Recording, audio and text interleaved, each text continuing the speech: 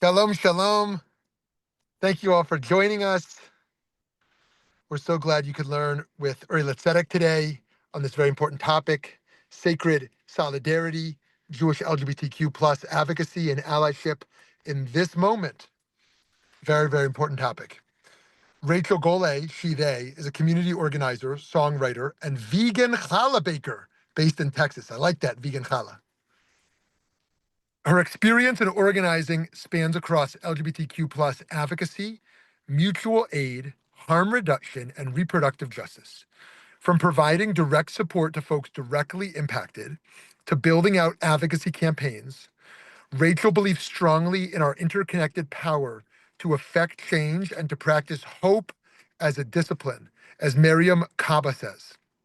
She's motivated by vibrant queer and Jewish communities in the South and is proud to work alongside so many inspiring folks building a better world. Rachel studied English and radio TV film at TCU and earned a master's degree in communication and culture from Indiana University, Bloomington. They are currently a board member and song leader at her congregation, Makom Shalanu, and serve on the board of a local reproductive justice nonprofit. Rachel lives with her wife, Rescue Groundhog, yeah, maybe she's got a rescue groundhog too, but That's her next. rescue greyhound, cats, and backyard chickens. When she's not plotting and scheming, Rachel's writing and recording songs or spending time out at the barn with their horse, Simcha. I want to meet the horse, Simcha, one day. So here we are. Very important topic today on solidarity and allyship. And Rachel, thank you for joining us. Excellent. Thank you so much, Rabbi Shmuley. Thank you, Isaac. Thank you, Uri Letzedek, for inviting me today to have this conversation with y'all. And thanks for joining and tuning in and listening. We know that we are in a really challenging moment, especially for our LGBTQ community. Lots and lots of folks across the country are impacted in so many different ways by all the news and things that are happening. And so my hope tonight is that we can ground in some shared values, in our Jewish values, and how they can fuel us in this moment and our advocacy for LGBTQ rights. We'll also talk a little bit about this moment that we find ourselves in and what the actual political realities are on the ground, both at the state levels and also the federal level. And then at the end, we'll have some opportunity to talk about ways that you can be involved in this work and with Keshet or without Keshet, hopefully with Keshet. And also, just some time to ask questions if there's anything on your mind and have a little bit of time for discussion. So with that, I want to just invite us all to take a deep breath in as we land from wherever we came from before, and then let it out and just allow ourselves to be present and connected in this moment. And just, again, want to express gratitude for all of you for taking time to be a part of this ongoing conversation.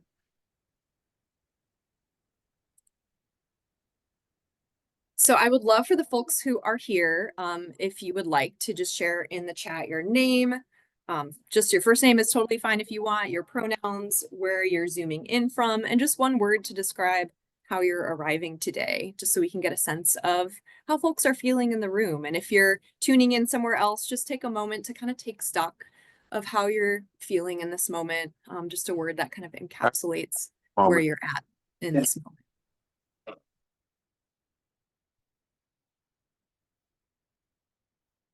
And for me, I will share my word for today is gratitude. I just mentioned it earlier, but feel really grateful to be in this work with so many really fantastic people in the Jewish community, in our interfaith communities, and really grateful for the ways that lots of folks are stepping up at this time.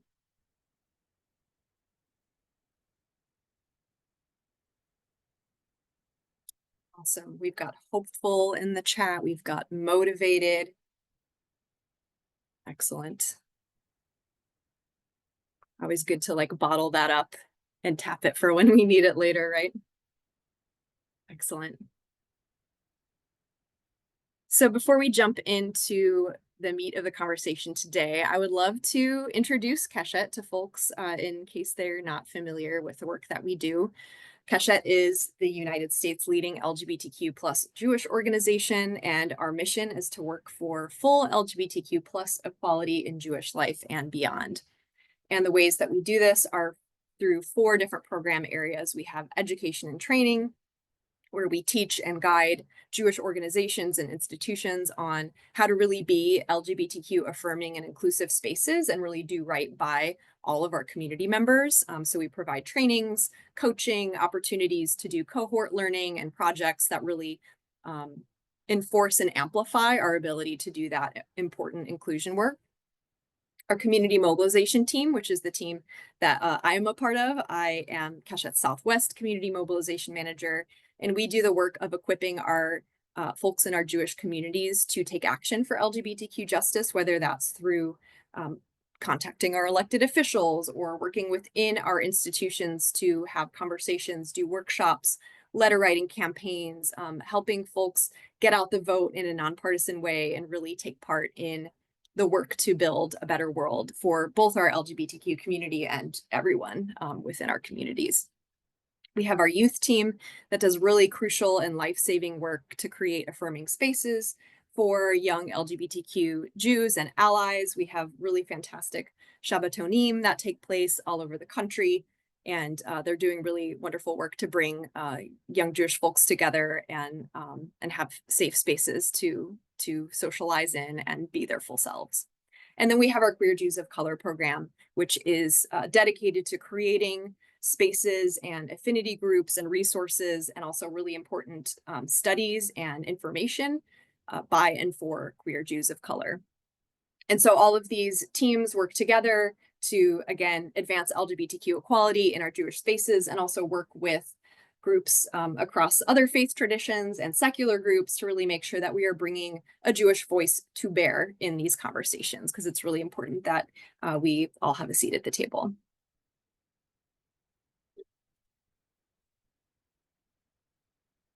Some beautiful headshots of our team. This one of me is a little outdated. I've since cut my hair, but John and Lainey and myself and David are part of Community Mobilization. John is the manager of the team based in Miami. David is also based in Miami. Lainey is in New York City, and I'm based in Fort Worth, Texas. And much of the work that we do is regional and state-based. So I work in Texas and Arizona, and our Southeast Community Mobilization Manager, David, focuses on Florida and North Carolina. And then we have additional target state areas, Ohio, Pennsylvania, Missouri. So if you're in any of these states and you want to get more involved at the state level on the work that we do, definitely reach out. And we also do work outside of these states as well. And we do work on the federal level. And one of the most impactful ways that I think we do our work is through coalition, and we'll talk a little bit more about it later, as a way that if you're a part of a Jewish organization or synagogue or congregation, and you want to be a part of a coalition of folks who are Jewish and doing LGBTQ advocacy from a Jewish lens, we have a space for you where we can share best practices, resources, take action together, and do that in a way that has, a monthly recurring call, a space for getting ideas, advice, office hours, and also learning from experts and getting the latest information about what's going on in our states, in our country, and how we can really leverage our Jewish values to be constructing and rewriting the narrative that, religious people are somehow by default anti-LGBTQ, which we know is not the case. So we'll talk just a little bit more about that later, but wanted to preview it a little bit for you right now. And then just a few quick intentions for our space, Kava note. We hope that you will approach all of this content with a growth and learning mindset. We're always here to learn. I'm always here to learn, fully embracing the fact that I don't know everything, and I'm always learning. And there was definitely a time where I was at the very beginning of my journey of understanding a lot of these sorts of things, and I'm still on that journey. So just being willing to take on some new information and see how it sits for you. The opportunity to, again, prepare for non-closure. I know in these spaces, sometimes I hope that by the end we can wrap it all up in a bow and have all of the solutions, and we all know exactly what we need to do to fix the problem, and it's done. But unfortunately, life's messy and this work is messy. And so being prepared for the conversation to continue and being okay with it not being fully closed. being present and taking care. Some of this stuff can be heavy, right? Like there's a lot going on in the world. There's a lot of news. There's a lot of headlines bombarding us. So making sure that you're taking time to breathe, hydrate, move around if you need to, pause and come back to this if you need to, and really taking care of yourself and your spirit. And then the last one, which is a recent ad that I like to bring into the conversation, is if you take nothing else from this, is really getting in where you fit in. So thinking about this moment and thinking specifically about, if you're here, you're listening, you're interested in how to be an effective ally or advocate for the LGBTQ community, thinking about the different skills that you have, the interests that you have, the kinds of lanes that you might be able to occupy, and really try to pick one and focus there and not be so preoccupied with trying to do everything at once, trying to fix everything, trying to go to all the rallies and sign all the petitions. Like, we're all finite, we're all human. And so making sure that you can find some sort of sustainable action or tangible takeaway that you can, leave this call and then go and do. At the end of this call, I'll have a small action that might seem small, but adds up to something bigger when we all do it together, as just one way that we can advocate. But again, I really hope that you'll take this information, you'll take these lessons and really think about the ways that you can apply them in your own life, with the knowledge that it's not on you to fix it, but at the same time, we're not free to desist, right? So. All right, so I already kind of covered our agenda, but welcome and intros, we've covered that, done and dusted. I'll talk a little bit about LGBTQ rights and Jewish values and how they intersect in the kinds of Jewish values that we bring to bear in our work at Keshet. We'll talk about the current state of LGBTQ equality in the US, some ways to plug in and sort of think about and envision the ways you might be involved in this work, a little time for questions, and then closing things out with a quick call to action and a link for a way that you can do that.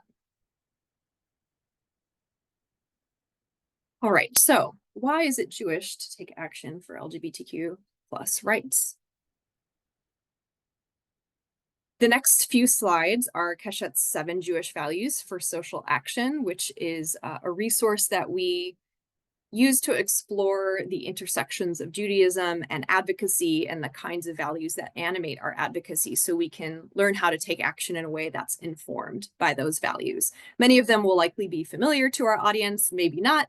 I would love also to encourage folks to think about maybe other values, 7 plus more values that you bring to bear in your work for LGBTQ rights or for social justice overall. So number 1, we might consider this a bit of a greatest hits of Jewish values, and one that is shared by many faith traditions, but B'Tselem Elohim, in the divine image, one of the strongest arguments for LGBTQ plus inclusion and just overall human decency and respect for one another, and an understanding that all of us and all of our lives are sacred. And it's a really powerful call for us to try and see the humanity in all people, which sometimes can be challenging, especially when we're in active conflict with other people. It is a deeply profound teaching, however, one that we find in our foundational stories and Bereshit, and also a really useful value to build bridges with folks across interfaith contexts. I think, the idea is that if we have an orientation toward one another in which we're able to see and acknowledge the divinity and the dignity in each person, we really have an opportunity to strengthen our communal ties and strengthen our relationships with one another. So number 1, we like to come in strong with B'Tselem Elohim. Number 2, Tzedek Tirdof, also one you may be familiar with, pursuing justice. I myself I would not consider myself a Torah scholar. I'm definitely a Torah enthusiast and one who's always trying to learn more and more. But I do generally understand that there aren't very many examples of repetition of a word in Torah, in a document that is considered to be precise, and that things aren't, there by accident necessarily. So we have this really important example of emphasis. And if we don't bring these kinds of values like Tzedek Tirdof into the public arena with us, it's possible for us to essentially cede ground to folks who are offering a very different view of religious values, a very different view of what it means to be a person of faith. The kinds of focuses that we have, not just as an organization, but as, Jews, as people who are committed to social justice, is that we want to build a world in which all people are respected, all people are honored, and we have justice for everyone. And it's ultimately a justice rooted in love and not in control or domination. And so from that lens, we encourage the sort of pursuit of justice from a lens of love, from a lens of care for one another, and care for safety for all people. Number 3, lo ta'amod al dam re'echa, do not stand idly by.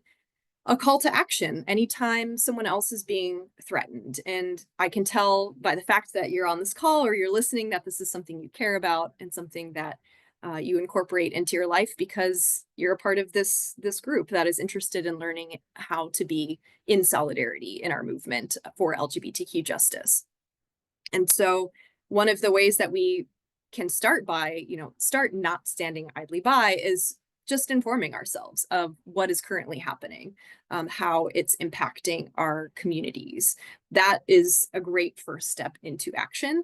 And I think it's really important not to discount the importance of just being aware and opening our eyes to what is happening within our communities and among our communities in the United States.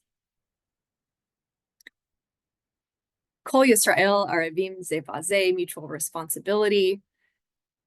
This value and the next value are very based in taking care of one another and community. It's why we do what we do, is strengthening our communities.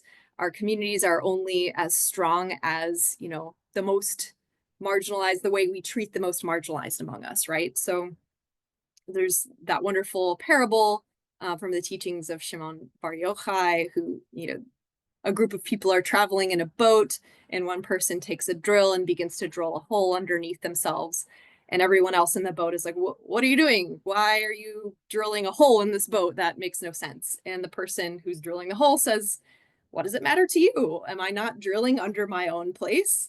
And they all have this kind of get a witness moment, but you're going to flood the boat for all of us.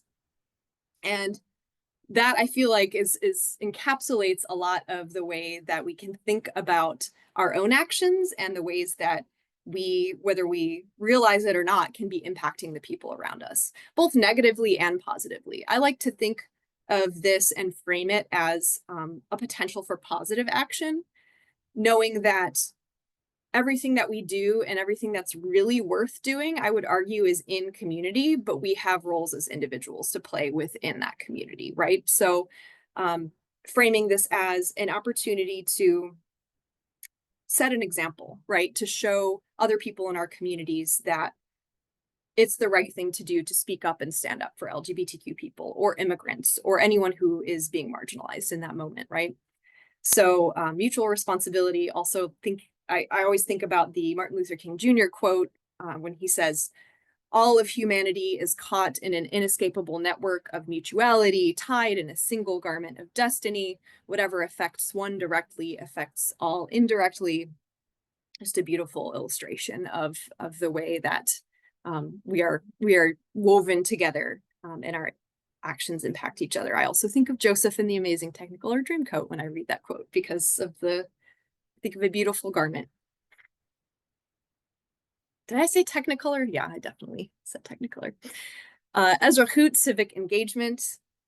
We understand as Jews and folks living in the United States that society is generally the strongest when the electorate reflects the population. So when the people who represent us are actually representing our needs, that's when our democracy is at its best. And we as Jews have experienced what it's like to not have a say in society. So when we have the opportunity to use our voices, we absolutely can and should take those opportunities and participate in our civic processes, whether that's voting, whether that's speaking up at testifying at city council or school board meetings or at the Capitol, or any opportunity you have to speak up in the civic arena is really something important and something that I personally try not to take for granted and want to encourage as well. Number 6, lo libatel, persistence. I teed this one up earlier. It's not entirely on you to complete the work, yet you are not free to desist from it. One of many of our, I would say, hopefully personal favorites from Pirkei Avot. And knowing that persistence is, part of, I think, the DNA of our Jewish peoplehood, that we stay strong and that we stay resilient in our activism. And Miriam Kaba, who is also quoted in the introduction that Rabbi Shmuley did for me earlier, she says, hope is a discipline. It's like a muscle that we exercise. It's something we practice and not necessarily something we just sort of wait and hope will arrive. We actively build toward it.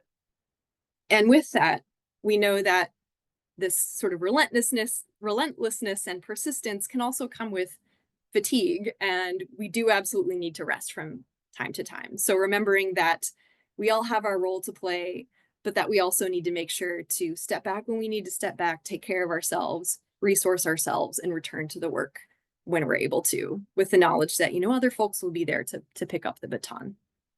So that's my spiel on persistence.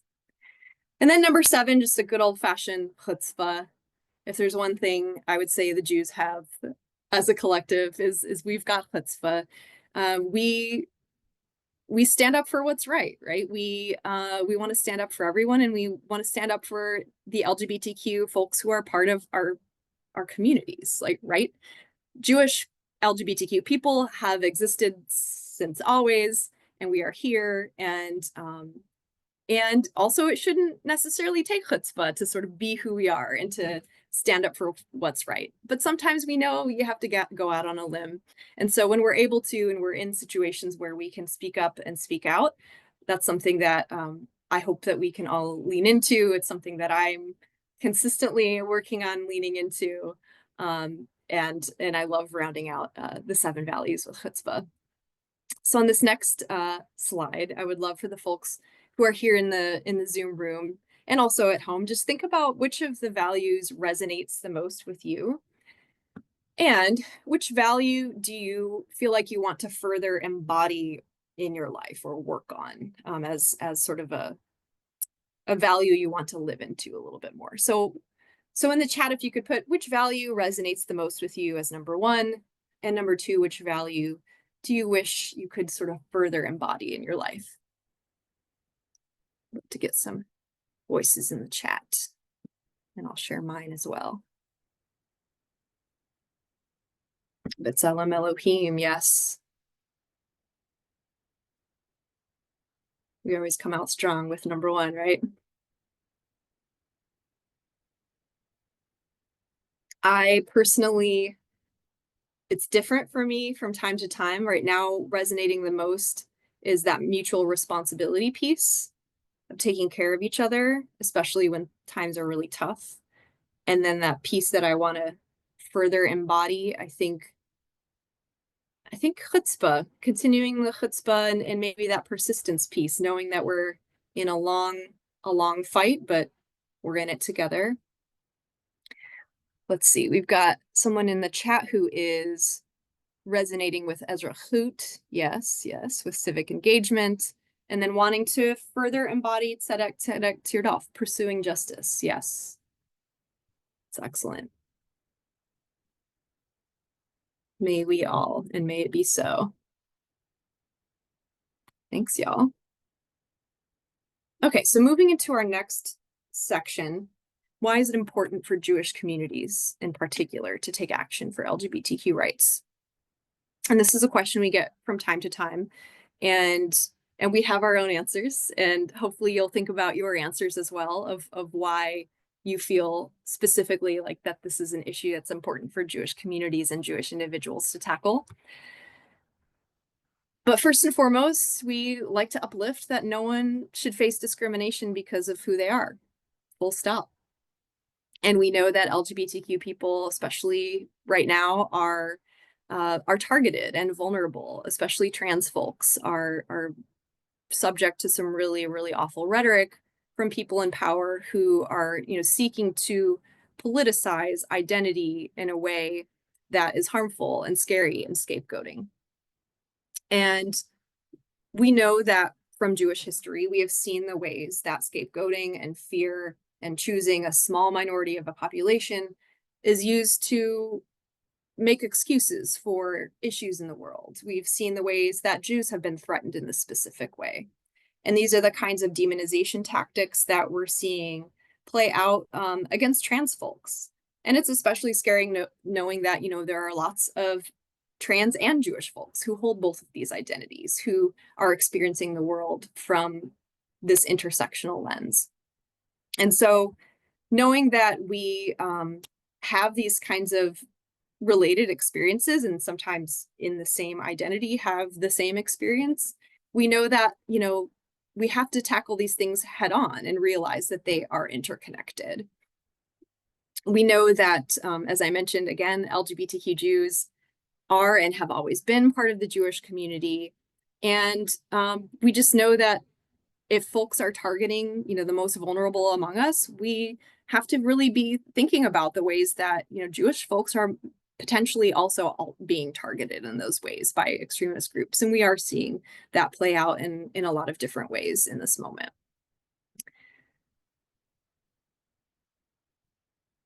So thinking again, as well, as I mentioned, about how many of us hold different identities and we have different experiences we're bringing to bear in ways that we are viewing the world, there's also not one part of ourselves that we should necessarily have to leave at the door. So if we're showing up together as our authentic selves, we recognize that pursuing LGBTQ justice really goes hand in hand with fighting anti-Semitism, with doing things like ensuring we have freedom of worship and freedom of religion for all people in our country, freedom to get a good quality education, to express ourselves under the First Amendment, to access best practice healthcare and make decisions with our doctors and our medical professionals. And also, importantly, to travel freely and to be able to travel safely without fear. These are all pieces of the struggle for LGBTQ justice and for all people, right? We can see the ways that this plays out for Jews and religious minorities and immigrants and BIPOC people. And we see the ways that fighting for LGBTQ justice is in essence fighting for every one of us in these ways. And I just really think it's important to consider and also think about the ways that our intersectional lives and our various overlapping and layered identities can play out in this kind of arena. A few statistics. I won't go too stats heavy in this talk, but I do want to share some really important stats here. And I've got a stat for Texas as well, because this is my home state, and I think it's really important to uplift. 83% of American Jews support LGBTQ plus non-discrimination. That's a big share of our Jewish community. Over 2/3 of Texans support LGBTQ plus non-discrimination. In fact, the majority support also holds across party lines. So we see 89% of Democrats, 75% of independents, 62% of Republicans support LGBTQ plus non-discrimination. When push comes to shove, people do not believe in discriminating against people based on their identity, and they definitely don't believe in creating laws or restrictions based on who people are as people, as individuals. Another piece that we like to uplift is that being LGBTQ and LGBTQ justice in general is nonpartisan. Being LGBTQ and fighting for LGBTQ justice is a human issue. It's a human rights issue. It's not Republican, Democrat, Independent, any political party. It's something that crosses all identity lines, all classes, races, religions. And so really thinking about this and trying to ensure and uplift the fact that we're talking about this as a truly nonpartisan issue. We know also that 6 in 10 Jewish Americans oppose laws that prevent parents from allowing their trans children to receive best practice healthcare. And we know that fewer than 3 in 10 people support state laws that would prohibit gender affirming care altogether for minors. And so overall, it seems that the data would prove out that non-discrimination is popular, discrimination is unpopular. So it's a really important piece, I think, to hold, that most people are on the side of equality. However, that is not the reality that is being espoused at some of the highest levels of government at this moment. So that leads me into this portion of what is the current landscape for LGBTQ rights in the United States. We know that in 2025, we've got some legislative sessions that are well underway. In 2024, there were 584 anti-trans bills proposed across the United States. In this year, it's well over 700 filed across state legislatures. Here in Texas, there have been 205 bills, anti-LGBTQ bills filed, which broke the previous record, which was 140 in 2023, our last legislative session. So yeah, putting it in perspective, it's the attacks are definitely continuing at the state level.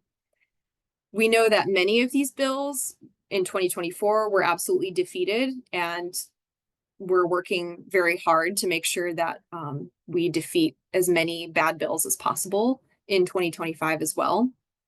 But we know that these kinds of bills attempt to criminalize and ban healthcare, prevent people from getting correct identity documents, ban drag performances, participating in sports, attacks on inclusive policies around bathroom use, gender identity, even just discussing the existence of LGBTQ people, and also eliminating DEI departments in state institutions. We saw several of these bills pass across the United States in previous sessions. In Texas, we have several of these laws on the books. Many of them have been challenged in courts, but this year we're gearing up for really more continued attacks. At the federal level, we also have seen in 2025 executive orders that are specifically targeting our trans community.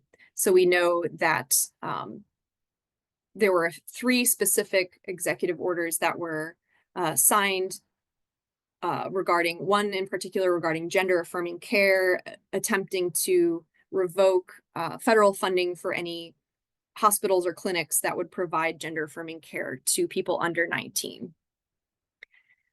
That is currently in litigation and will continue to be battled out in the courts. But something important, I think, also to remember is that executive orders are not law. They're not legally binding just by their existence or their declaration or their signing. There's a process that has to be followed to actually carry out or implement the executive orders. It definitely doesn't mean that they aren't still harmful, that they aren't still having impacts. So we know that when the gender affirming care executive order was signed, there were some hospitals that complied in advance and essentially decided to pause and halt healthcare for young people who had appointments lined up. And so many people mobilized and protested this. And as things play out in the courts, many of those hospitals have resumed care. But again, it sort of shows you the ways that a lot of challenges in this environment can actually result in real material harms and impact, even if they're not quite yet law. But it is important, again, like as this news and everything sort of washes over us, to remember that executive orders themselves are not laws. And every time something like this comes down, there will be a legal challenge from groups like the ACLU, Lambda Legal, Human Rights Campaign. Many of these orgs are standing by ready to work on these issues. We also saw early on continuing now legislative attacks on bathroom access, and specifically Representative Nancy Mace and Speaker Johnson focused in on Representative Sarah McBride, who is a trans member of Congress, trying to essentially ban her from using the bathroom. And she's also been misgendered on the House floor and just been subjected to some really dehumanizing and cruel treatment by her colleagues. And again, just an example of kind of putting a target on someone just simply because of who they are, who they're trying to represent their constituents and do their jobs, and they're in really a hostile work environment. I realized that I jumped to that before I talked about the other 2 executive orders. Welcome to how my brain works. The other executive orders, the military ban, there's one specifically that is paving the way for an outright ban on trans individuals serving in the military, which is really detrimental to our military and the outsized impact that service members have on our military. And then also an executive order involving essentially recognizing only two sexes, which is not biological reality, which essentially would make it difficult or impossible to get identity documents that match who people are, right? And so we have seen issues with folks trying to renew their passports and having them sent back with the incorrect gender marker, and absolutely not matching their appearance or who they are in this moment, and just the really detrimental ways that it impacts people's ability to travel and move freely and safely through the country and even outside of the country. So just wanted to flag those three executive orders, the bathroom ban specifically, and then also one piece on participation in sports. There was an attempt at the congressional level to outlaw trans participation in sports, specifically targeting trans girls. And that was actually successfully defeated in Congress. And I'll talk a little bit more about it toward the end of the call, but that is something where calls to representatives in Congress absolutely shifted and made the difference in how folks voted. And so when you think about, like, does it matter if I call my Congress people? Absolutely it does. And it's definitely an important piece of advocacy that we should keep engaging in. And then the final piece I wanted to share, there's a SCOTUS case, Skermeti versus the United States, that was heard late last year. And I was lucky enough to be on the courthouse steps, rallying in support of trans youth and healthcare with my colleagues and many people across the movement, NCJW, Interfaith Alliance, so many wonderful folks were there speaking out for trans youth. And the first ever, out trans attorney for ACLU argued that case in favor of, repealing these kinds of bans on healthcare at the state level. And so when that's decided in mid-2025, probably May or June, we'll see a Supreme Court ruling on that. That's going to really set a precedent for healthcare access, and it's going to set a precedent for whether trans identity is included in cases of sex discrimination. So we will all be keeping an eye on that and seeing how it plays out at the highest court in the land and how that will impact cases in other states as well. So our final section that I want to move us into is, how do we do something about all of this? How do we take our Jewish values and all the news and understanding that we have of the landscape, either in our state or across the country, and how do we take all of this and effectively advocate for LGBTQ rights? And this is absolutely not exhaustive. There are so many ways to be effective and helpful in this moment, but I want to share some of the ways specifically focused on Jewish organizations and then Jewish individuals, what we can be doing to better, serve our communities and be standing up for our rights. So as I mentioned earlier, if you are a part of a Jewish organization, you represent one, you lead one, you're a lay leader who is a part of a social justice committee or anything that you feel, your organization would want to be a part of, you can join our Thrive Coalition. It is open to, again, anyone who wants to be involved in getting, monthly updates on what the legislative landscape is at the state and federal levels, how to be a better advocate, a better ally, resources that we provide with, talking points and information on, again, how to really be doing this work effectively within our institutions and also across, into our civic sphere, right? So definitely encourage checking out Thrive, keshetonline.org/thrive. We record the calls as well and send them out if you can't make them live in person, but easily, I'm biased, but it's one of my favorite things about Keshet and about the work that Community Mobilization does. My colleague Lainey helps to lead it, and I'm really proud of the work that they do. Another piece that Jewish organizations can do, if you have physical space, ensuring access to gender neutral bathrooms and also publicizing that, letting people know there's a place they can go, there's a family bathroom, there's some bathroom they can go to that they're going to, feel safe being able to use. And that is something as well that we have resources on our Keshet website, and also things we're happy to talk with you individually about navigating. But it is something that goes a long way in signaling to folks in your communities that you are a safe and affirming space.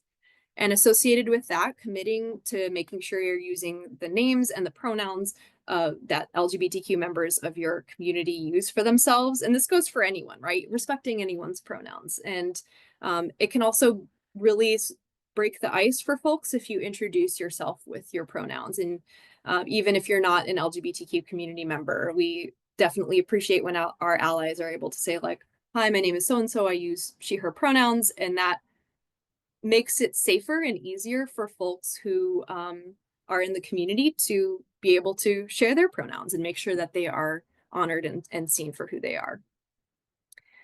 A bigger piece is really creating policies and making sure that it is documented and that it is canonical, that you have a policy of anti-harassment, anti-bullying, non-discrimination. This can go beyond, include and go beyond LGBTQ identity. It can really involve affirming the dignity and the safety of all members. And so making sure that those policies exist and they're regularly revisited and refreshed. And that's something as well that we're happy to help with at Keshet, and have lots of resources available publicly on our website for. Another piece that I also want to share too is that, like, sometimes folks get overwhelmed with information, and like what a lot of information sometimes that can feel new or outside of their own norms or expectations. And it's totally okay to also be like a little confused and a little bit unsure when you're taking in lots of new information about like pronouns or identities. And I just want to affirm that that's okay and that's normal, and nobody just like shows up fully formed knowing exactly everything, all the things. And the other piece is that it's totally okay if you feel like you don't fully understand a person's pronouns or understand a way someone presents themselves. The most important thing is acknowledging that we all can get along, that we can all respect one another, that we can all honor each other's dignity.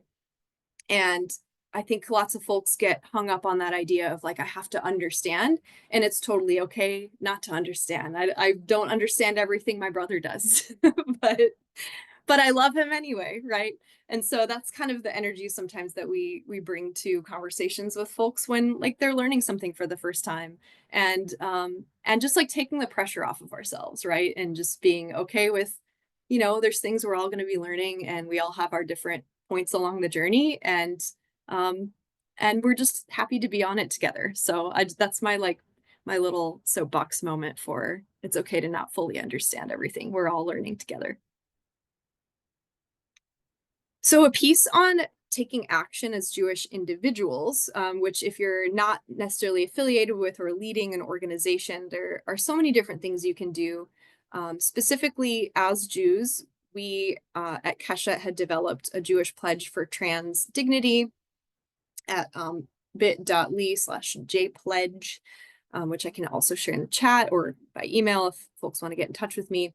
And this is something that we developed after January to just really, again, stake our claim and plant our flag for justice and for LGBTQ inclusion, and specifically standing up against the ways that trans folks are being demonized in this moment, scapegoated, and saying, hey, Jewish communities, we are here, Jewish individuals, we are here standing with shoulder to shoulder our trans community, and we care enough to speak up and use, channel as much chutzpah as we possibly can to go to bat for our trans community.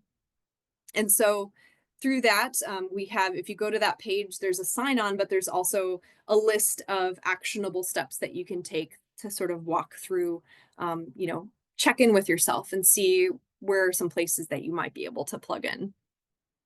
We have some great resources as well for having conversations with folks.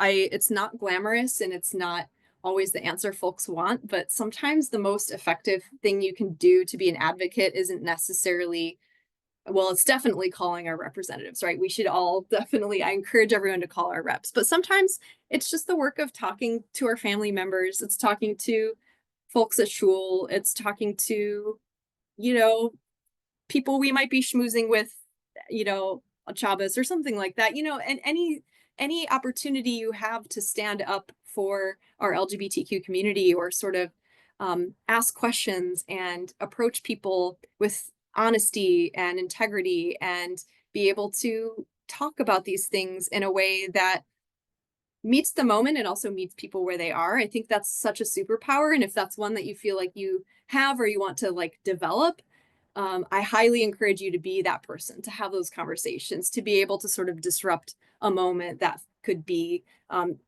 homophobic or transphobic, or encourage someone to read an article or listen to a story from someone in the LGBTQ community that might open up their perspective.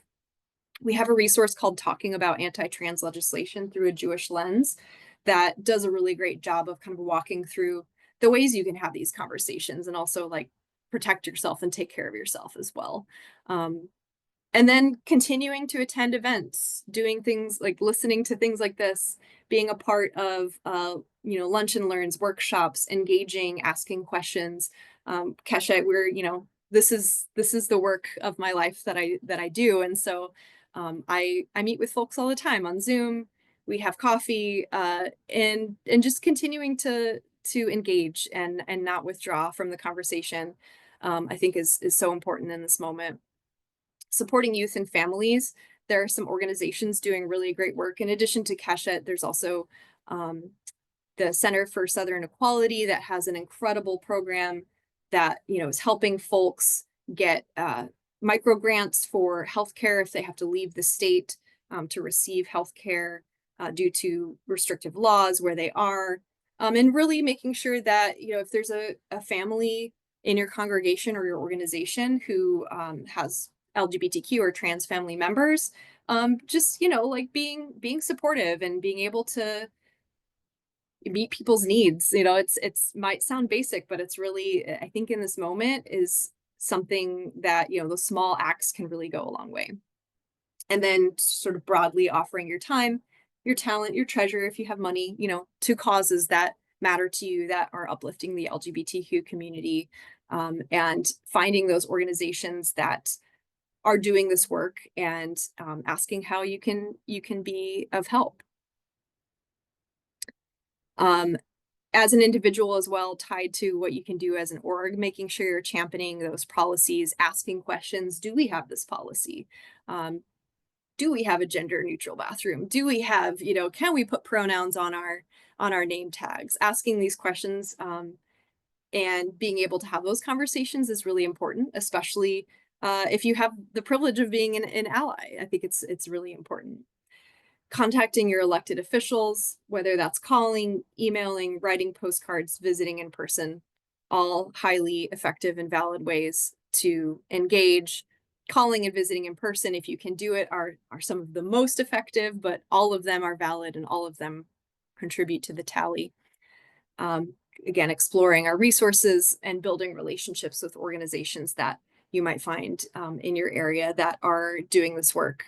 There's usually in any given city an LGBTQ Chamber of Commerce, an LGBTQ resource group that can connect you with organizations that fit various life cycle needs or aspects of life that are helping meet LGBTQ community members' needs. So for us, knowing that 2025 was going to come either way the election went, no matter the election outcome, we knew we were going to be fighting for LGBTQ rights. We knew we were going to be doing that at the state level and legislative sessions. We knew we were going to be creating campaigns for folks to reach out to their Congress members. We know we were going to be doing grassroots work and doing that in coalition, with the orgs that have always been doing this work, who are fighting for marginalized people, with that understanding that we know that all of our freedom and all of our safety is intertwined, and also making sure that Jewish perspectives are brought to the forefront in our secular and our interfaith organizing spaces. So making sure that, again, like Jewish values, Jewish perspectives are in the conversation. And that, God willing, in the future, we can look back on this moment and say the Jewish community in the United States really stood up for our LGBTQ communities and really, led the charge on making sure that all people are treated with dignity and protected and valued. And so I would love to, in closing, sort of open up to any questions. And then also, as I'm opening up for any questions, I'd like to share a link to a way to contact your lawmakers. It's at bit.ly/Keshet standup. And this is a link that is very easily and effectively set up so that when you enter your address, you are able to be automatically connected with the correct Congress people. There we go. That's a clickable link. And you can edit the script. It's definitely compiled from the perspective of a Jewish person who's reaching their Congress people. But if you need to edit it for any reason, you're welcome to. And this makes it very easy to, again, reach out to lawmakers and talk to them about the fact that we're in this moment where we are people of faith who care deeply about the ways that marginalized people are treated in our country, and that we as Jews know what it's like to be targeted and marginalized, and we can't allow that to happen to our LGBTQ community. So we hope that Keshet broadly, and also me individually, hope that you will do what you can in your capacities to, choose a lane, whether that's working within your organization to make it a more inclusive space, whether it's working as an individual to connect with folks in your community, have those conversations that can be moments of planting seeds or having transformational moments, or, simply donating or simply calling, using the 5 calls app to make a few calls to your elected officials. There are small and medium and large ways to get involved. And this is sort of just a preview and a menu tasting of ways that you can do that work. And also, we as Keshet are just really excited and proud to be connected with Uri Litzedek, and we would love to continue the conversation with you all and have more, educational events like this, do deeper dives, and again, also work together with you and your communities and anyone who wants to really be in this fight. We're grateful for any and every anything you can do, and just, yeah, from me, a queer Jew in Texas, to you all, wherever you are, I'm really grateful that you're here and a part of this, and building the better world that we all deserve. Thank you so much. I appreciate it. If there's any questions, I'll open it up. Otherwise, we can move to close. I think we'll just take a few minutes now, see if anybody's got any. And if not, thank you so much, Rachel. Of course, thank you. So informative, so good. Very lucky to have you here today. Thank you. I so appreciate it. This is what I do. So I love being able to connect and share, and yeah, happy to do it. Keep up all your great work. Thank you so much. Be well. Thank you.